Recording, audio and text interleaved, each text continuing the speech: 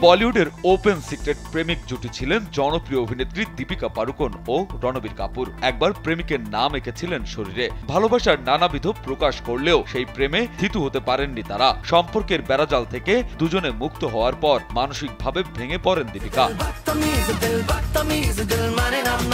একাকিত্বের গল্পে নতুন করে আবারও যুক্ত হয় রণবীর নামের আরেক অভিনেতা। তবে এবার যেন একটু ভিন্ন পথ অবলম্বন করতে চাইলেন নায়িকা। প্রথম প্রেমের ব্যর্থতার পর দীপিকা তাদের নতুন সম্পর্কটিকে বেশ গোপনেই রাখতে চেয়েছিলেন। তবে বলিউডের বিতর্কিত অনুষ্ঠান কফি উইথ করণে এসে বিপদে পড়েন এই বলিপাড়ার মাস্তানি। এবার ব্যাংকও আপনার হাতের মুঠোয়। Balance transfer, mobile recharge, bill pay থেকে শুরু করে যা চান সব হবে এক মুহূর্তে।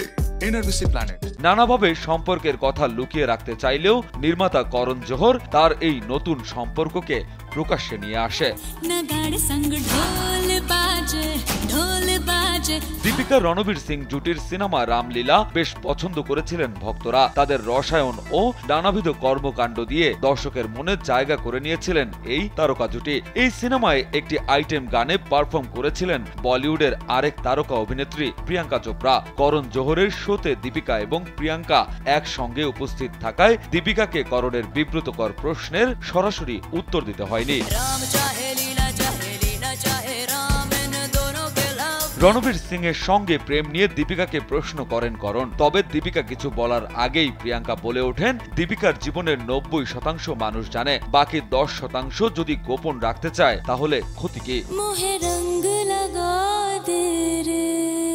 প্রিয়াঙ্কার এই উত্তর দীপিকাকে মুগ্ধ করেছিল এবং তার চোখে মুখে সেই মুগ্ধতার ছাপ স্পষ্ট ছিল। প্রিয়াঙ্কা সেদিন প্রমাণ করেছিলেন সুযোগ থাকলে একজন বন্ধুকে বিপত্তিকর অবস্থা থেকে রক্ষা করা উচিত। উত্তর শুনবার পর কিছুটা অবাক হয়ে যান করণ। পাল্টা প্রশ্ন করার সুযোগ পাননি এই নির্মাতা।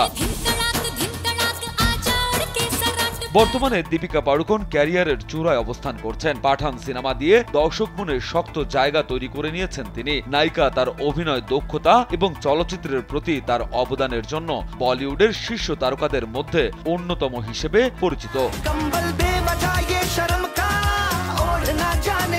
রাজু আহমেদ, কালবেলা।